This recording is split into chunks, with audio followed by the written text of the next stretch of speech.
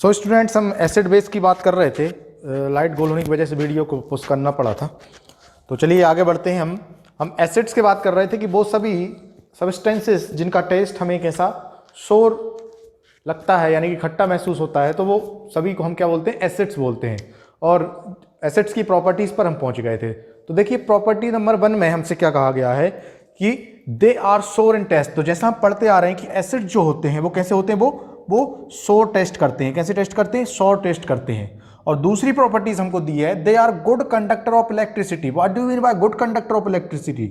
आपने वहां पर कंडक्टर चैप्टर में पढ़ा होगा कि वो सभी सब्सटेंस, वो मटेरियल्स जो इलेक्ट्रिक करंट को पास कर सकते हैं, है ना, इलेक्ट्रिक करंट को फ्लो कर सकते हैं, उन सभी को हम क्या बोलते हैं? गुड कंडक्टर बोलते हैं। यानी कि आपके जो एसिड्स होते हैं वो भी क्या होते हैं? वो ऐसे मटेरियल, ऐसे सब्सटेंस, ऐसे केमिकल्स होते हैं जो कि इलेक्ट्रिक करंट को पास कर सकते हैं। यानी कि आप उसमें से इलेक्ट्रिक करंट को फ्लो करवा सकते हो और वो हो जाएगा। तो वो इलेक्ट्रिसिटी को कंडक्ट करते हैं, इसलिए हम उनको क्या बोलते हैं? Good conductors. तो इसके बारे में आपको मालूम है कि जो इलेक्ट्रिक करंट को पास करते हैं उनको हम कंडक्टर बोलते हैं, जो नहीं करते उनको हम इंसुलेटर बोलते हैं। तो एसिड जो होते हैं वो गुड कंडक्टर ऑफ इलेक्ट्रिसिटी होते हैं। मींस क्या है कि ये इलेक्ट्रिक करंट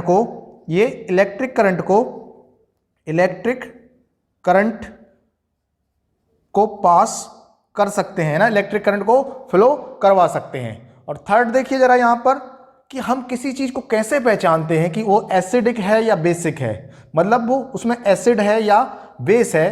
तो they turn blue litmus solution into red. तो एसिड की ये पहचान होती है जब उसमें आप ब्लू लिटमस पेपर उससे टच करते हैं तो उसका जो कलर है वो कैसा हो जाता है? रेड कलर का हो जाता है। तो एसिड्स जो होते हैं वो ब्लू लिटमस को रेड में बदल देते हैं। अब ये लिटमस क्या होता है?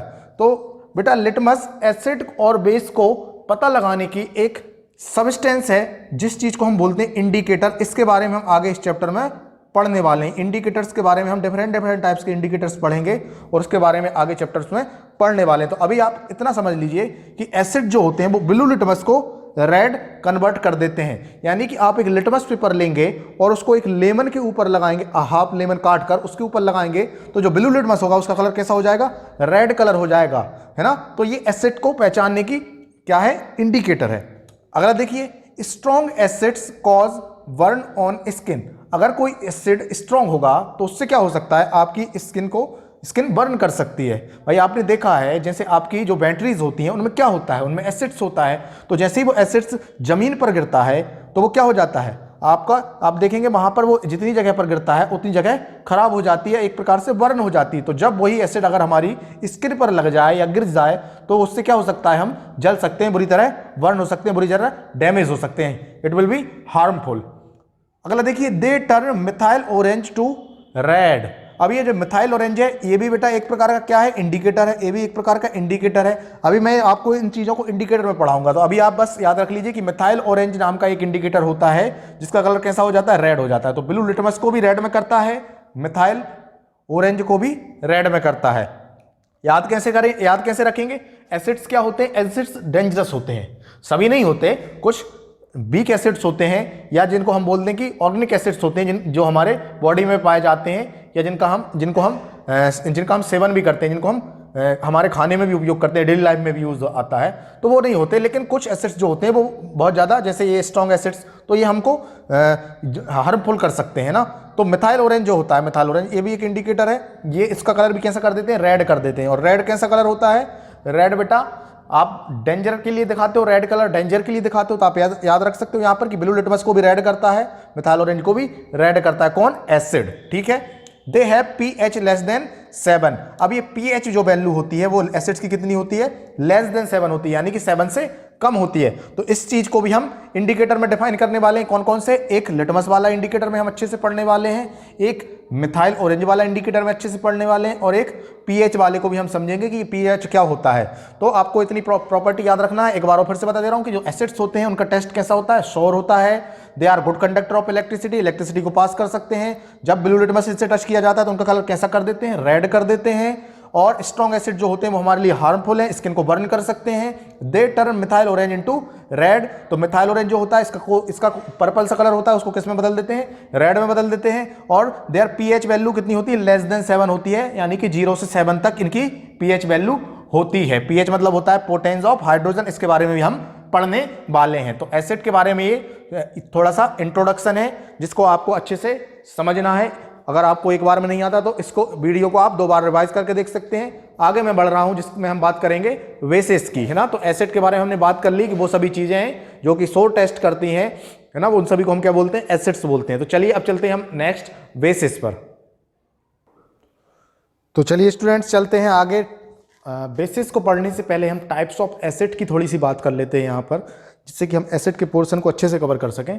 तो देखिए जरा टाइप्स ऑफ एसिड्स में हमसे क्या कहा कि the acids that are found in plants and animals, यानी कि वो सभी एसिड्स जो कि प्लांट्स में या एनिमल्स में पाए जाते हैं, उन सभी एसिड्स को हम क्या बोलते हैं, ऑर्गेनिक एसिड्स बोलते हैं। इस चीज को अच्छे से याद रखिए, क्या बोलते हैं, organic acids, except hydrochloric acid. अब ये जो एसिड है बेटा हाइड्रोक्लोरिक एसिड, इसको रिप्रेजेंट किया जाता है HCl से। किससे, HCl, हाइड्रोक्लोरिक एसिड, इसका फॉर्मूला होता है HCl। तो सभी एसिड जो प्लांट्स और एनिमल्स में पाए जाते हैं उन सभी को हम ऑर्गेनिक एसिड्स बोलते हैं, क्योंकि ये एसिड्स वीक होते हैं, ये हमारे लिए हार्मफुल नहीं होते, तभी तो हमारे अंदर पाए जाते हैं या प्लांट्स के अंदर पाए जाते हैं। लेकिन जो HCl हाइड्रोक्लोरिक एसिड होता है, ये जो होता है ये ऑर्गेनिक एसिड्स में नहीं आता, इसको हम मिनरल्स एसिड में लेते हैं। लेकिन ये एसिड हमारे बॉडी के अंदर भी बनता है। आप हमारे जो स्टोमक में एसिड बनता है वो HCl होता है, लेकिन हमारे स्टोमक में आपने पढ़ा होगा कि यहाँ पर एक बहुत स्ट्रॉन्ग लेयर होती है जिसकी वजह से ये हमको हार्म नहीं कर पाता, है ना। लेकिन ये बहुत स्ट्रॉन्ग एसिड होता है, इसलिए हम इसको ऑर्गेनिक में नहीं लेते, इसको हम किस में लेते हैं, मिनरल एसिड में लेते हैं, जो कि हम आगे पढ़ेंगे। तो देखिए जो ऑर्गेनिक एसिड्स होते हैं उनके कई यूज हमारी डेली लाइफ में है, कुछ हमारे फूड मटेरियल्स में, कुछ हमारे फ्रूट्स में। तो उसके बारे में हम जान लेते हैं कुछ एसिड्स के नाम कि ऑर्गेनिक एसिड कौन कौन से एसिड होते हैं। जैसे कि आप सभी जानते हो कर्ड, तो कर्ड का जो खट्टापन होता है भाई, आपका दही जो होता है, कर्ड क्या होता है, दही जो आपका होता है उसका खट्टापन किस वजह से होता है, तो वो लैक्टिक एसिड की वजह से होता है ना। उसमें क्या पाया जाता है, तो उसमें लैक्टिक एसिड पाया जाता है, तो कर्ड में लैक्टिक एसिड पाया जाता है। ऐसे ही आपके ग्रेप्स में टार्क्टिक एसिड पाया जाता है, ग्रेप्स में टार्क्टिक एसिड पाया जाता है। और एप्पल में देखिए मैलिक एसिड पाया जाता है। एप्पल में क्या है बच्चों, मैलिक एसिड है। तो कर्ड में लैक्टिक, ग्रेप्स में टार्क्टिक, एप्पल में मैलिक एसिड। विनेगर, देखो विनेगर तो आप जानते हो, विनेगर का यूज कहाँ करते हैं हम, फूड मटेरियल्स को प्रिजर्व करने के लिए करते हैं, यानी कि जब हम अचार वगैरह डालते हैं तो वो लंबे समय तक चले, इसलिए उसमें विनेगर की मात्रा मिला देते हैं। तो विनेगर में कौन सा एसिड होता है, या आप चाउमीन तो खाते होगे, तो चाउमीन में विनेगर का यूज किया जाता है। इसमें कौन सा एसिड होता है, एसिटिक एसिड होता है। कौन सा होता है, एसिटिक एसिड होता है। तो विनेगर में एसिटिक एसिड होता है। लेमन में सिट्रिक एसिड होता है, या साइट्रिक भी आप पढ़ सकते हो, सिट्रिक या साइट्रिक। तो लेमन में सिट्रिक एसिड होता है। और आंवला, है ना, ये अगर ये अच्छे से नहीं दिख रहा तो मैं इसको क्लियर कर दे रहा हूं, ये क्या है बच्चों, ये आंवला है। तो आंवला में क्या होता है, एस्कॉर्बिक एसिड होता है। आंवला जो खट्टा होता है उसकी वजह क्या है, एस्कॉर्बिक एसिड। अच्छा, टैमरिंड जो होती है ना, इमली हमारी, उसमें भी टार्क्टिक एसिड होता है ना। जैसे ग्रेप्स में टार्क्टिक एसिड होता है, वैसे ही टैमरिंड में भी टार्क्टिक एसिड होता है। तो इसको अच्छे से याद रखना है, कर्ड में लैक्टिक एसिड, ग्रेप्स में टार्क्टिक एसिड, एप्पल में मैलिक, विनेगर में एसिटिक एसिड, लेमन्स में सिट्रिक, और आंवला में एस्कॉर्बिक एसिड। तो ये हैं कुछ एसिड्स जो कि हैं आपके ऑर्गेनिक एसिड, क्योंकि ये फ्रूट्स वगैरह में या हमारे जो फूड मटेरियल्स में ये वीक एसिड्स होते हैं, है ना। ऑर्गेनिक एसिड जो होते हैं बच्चों, ये कैसे एसिड्स होते हैं, ये वीक एसिड्स होते हैं। जनरली ये हमको हार्म नहीं करते, है ना। तो वीक एसिड्स होते हैं जिनकी जरूरत, कुछ नीड हमारी बॉडी को भी रहती है। तो ये सभी के द्वारा हम उनकी जो नीड रहती है उसको फुलफिल करते हैं, लाइक फ्रूट्स वगैरह या जो भी बाकी चीज़ें हैं उनसे हम जो खाते हैं उससे हमें जो एसिड मिलते हैं ये बॉडी के लिए भी लाभदायक होते हैं, जिससे हमारी जो नीड होती है वो फुलफिल होती है। जबकि इसके अलावा और एक और प्रकार के एसिड होते हैं जिनको हम बोलते हैं मिनरल्स एसिड या मिनरल एसिड, या इसको एक और नाम दे सकते हैं हम इनऑर्गेनिक एसिड। क्या दे सकते हैं, या तो मिनरल एसिड, या ये यहाँ पर वर्ड लिखा देखो इनऑर्गेनिक एसिड। ऑर्गेनिक का मतलब होता है बच्चों लिविंग, ऑर्गेनिक का मतलब होता है लिविंग, इनऑर्गेनिक का मतलब होता है नॉन लिविंग। यानी कि ऑर्गेनिक का मतलब क्या हो गया, ऐसे एसिड जो कि लिविंग थिंग्स से मिले, तो प्लांट्स या एनिमल से जो एसिड मिलते हैं उनको ऑर्गेनिक बोल दिया जाता है। इनऑर्गेनिक का मतलब होता है नॉन लिविंग, यानी कि मिनरल एसिड ऐसे एसिड होंगे जो कि नॉन लिविंग थिंग्स से मिले, एक्सेप्ट हाइड्रोक्लोरिक एसिड, है ना, हाइड्रोक्लोरिक एसिड को छोड़कर, ठीक है। तो the acid which are prepared from mineral present in our earth crust. तो आपकी जो अर्थ क्रस्ट होती है, अर्थ की जो ऊपर की परत है ना, उसको हम क्रस्ट बोलते हैं। तो उस क्रस्ट से जो भी सबस्टेंस निकाले जाते हैं, है ना, उनसे एसिड जो बनाए जाते हैं। तो the acid which are prepared from mineral present in our earth crust. तो भाई ये रही आपकी अर्थ की क्रस्ट, ये ऊपर की लेयर, और इस पे जो भी चीजें मिल रही हैं इनसे अगर आप एसिड बना रहे हो तो वो सभी एसिड कैसे होंगे? आपके इनऑर्गेनिक एसिड होंगे। वो क्या होंगे? आपके इनऑर्गेनिक एसिड होंगे। और इन्हीं को हम क्या बोलते हैं? मिनरल एसिड भी बोलते हैं। इन्हीं को हम क्या बोलते हैं? मिनरल एसिड या इनऑर्गेनिक एसिड बोलते हैं। अब इसके एग्जाम्पल देखिए जरा, तो H2SO4 जिसका नाम क्या है? Sulphuric acid. H2SO4 जिसका नाम क्या है बच्चों? Sulphuric acid. इसके अलावा देखो नीचे HCl, तो HCl का नाम क्या है? Hydrochloric acid. अभी मैंने बताया था एक्सेप्ट HCl, क्योंकि ये HCl जो होता है ये आपका टाइप्स ऑफ एसिड में ऑर्गेनिक में भी ऑर्गेनिक एसिड का पार्ट होना चाहिए था, लेकिन क्योंकि ये बहुत ज्यादा कोरोसिव होता है, बहुत ज्यादा हार्म कर सकता है, इसलिए हमने इसको किस में रखा है? मिनरल एसिड में रखा है, HCl हाइड्रोक्लोरिक एसिड। जबकि ये लिविंग जो ऑर्गेनिक सब्सटेंस होते हैं उनमें भी बनता है, यानी कि जो लिविंग थिंग्स होते हैं उनमें भी रहता है। तो H2SO4 सल्फ्यूरिक एसिड, इसको याद रखिएगा। HCl is also a mineral acid, organic में नहीं रखना है ना। HCl is also a mineral acid, इसका नाम क्या है? Hydrochloric acid. और HNO3 नाइट्रिक एसिड है ना, HNO3 नाइट्रिक एसिड। बच्चों ये सभी जो एसिड्स हैं ये बहुत ज्यादा स्ट्रॉन्ग होते हैं। ये सभी जो एसिड्स हैं ये कैसे होते हैं? ये स्ट्रॉन्ग होते हैं। स्ट्रॉन्ग होते हैं मतलब ये हमको हार्म कर सकते हैं, बिल्कुल ये हार्म कर सकते हैं। तो H2SO4, HCl या HNO3 ये सब ज्यादा स्ट्रॉन्ग एसिड्स हैं। जबकि यहाँ पर जो हमने एसिड्स पढ़े थे ये हमारे खाने पीने की चीजों में यूज होते हैं, इसलिए वीक एसिड से तो ये हमें हार्म नहीं करते, लेकिन ये हमको हार्म कर सकते हैं। अगर इनका कुछ भी अमाउंट हमारे बॉडी पर गिरता है तो हमको बहुत ज्यादा हार्म हो सकता है, हमारी स्किन डैमेज हो सकती है। बिल्कुल, तो ये mineral acids are strong acids, organic acids are weak acid. Example भी आपको मैंने बता दिए हैं, ये रहे किसके? वीक एसिड्स यानी कि ऑर्गेनिक एसिड के एग्जाम्पल, और ये रहे आपके मिनरल एसिड जो कि होते हैं स्ट्रॉन्ग एसिड के एग्जाम्पल। अब चलिए जरा देखते हैं कि इन एसिड्स के यूजेस क्या हैं। तो कुछ यूज भी हम देख लेते हैं। तो सबसे पहला यूजेस देखिए यहाँ पर क्या लिखा है मैंने, सल्फ्यूरिक एसिड। सल्फ्यूरिक एसिड क्या होता है? H2SO4 इसका फॉर्मूला होता है, H2SO4। तो sulphuric acid which is H2SO4 known as king of acid. तो एसिड्स का किंग किसको बोला जाता है? तो सल्फ्यूरिक एसिड यानी कि H2SO4 को बोला जाता है।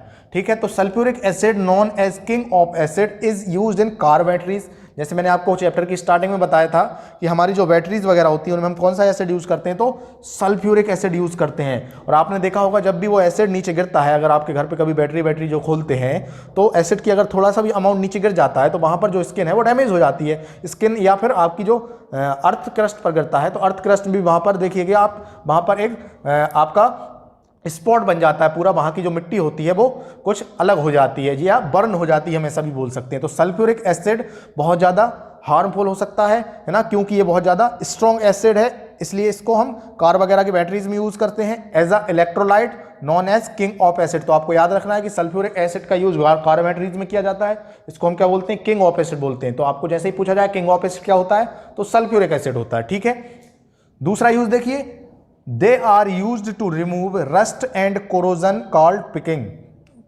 पिकलिंग।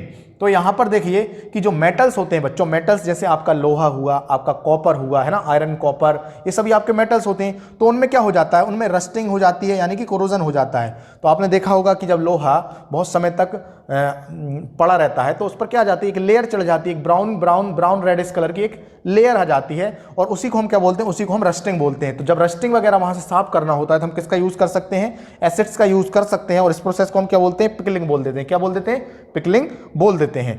Third, carbonic acid. ये क्या है बच्चों? ये कार्बोनिक एसिड है। थोड़ा सा इरेज हो गया, यहां से मैं लिख देता हूं फिर से। तो ये कार्बोनिक एसिड है। तो carbonic acid is used in soft drinks and soda water.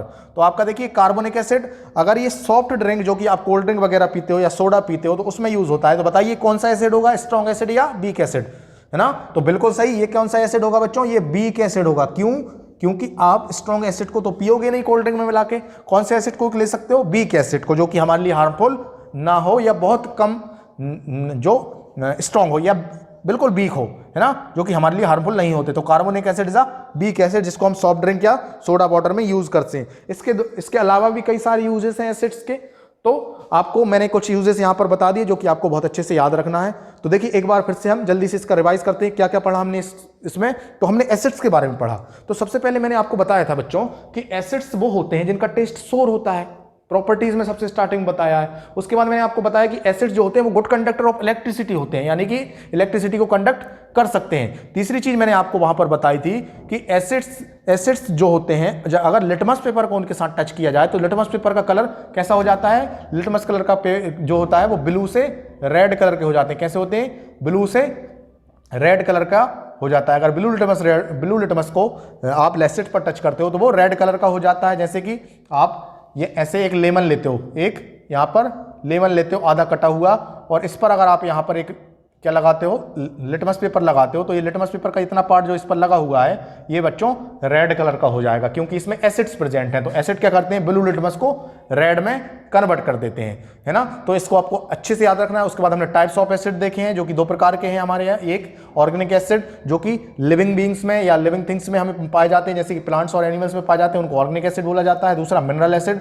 जो कि इनऑर्गेनिक यानी कि नॉन लिविंग में पाए जाते हैं, उनको हम मिनरल या इनऑर्गेनिक एसिड बोल देते हैं। तो ये रहे आपके ऑर्गेनिक एसिड के एग्जाम्पल जो कि डिफरेंट थिंग्स में पाए जाते हैं, और ये रहे आपके मिनरल एसिड के एग्जाम्पल। तो ये था हमारा एसिड, और एसिड के यूजेस भी आपको अच्छे से दिखना है। एक आखिरी कंसेप्ट यहां पर देख लीजिए, एक्वारेजिया। अब ये क्या चीज होता है एक्वारेजिया, तो देखो 2 एसिड, एक HNO3 अभी मैंने बताया था HNO3 का नाम क्या होता है बच्चों, तो इसका नाम होता है नाइट्रिक एसिड। क्या नाम होता है, नाइट्रिक एसिड। HNO3 यानी कि नाइट्रिक एसिड। और HCl का नाम अभी हमने पढ़ा, कितनी बार पढ़ लिया है, हाइड्रोक्लोरिक एसिड। कौन सा, हाइड्रोक्लोरिक एसिड। दोनों को दोनों कैसे एसिड हैं, दोनों के दोनों स्ट्रॉन्ग एसिड हैं। दोनों के दोनों कैसे एसिड हैं, दोनों के दोनों स्ट्रॉन्ग एसिड हैं। अब आप ही सोचिए, जब 2 स्ट्रॉन्ग एसिड को आप मिलाओगे तो तीसरा जो एसिड बनेगा इनके मिक्सचर से, तो वो तो बहुत ज्यादा स्ट्रॉन्ग होगा।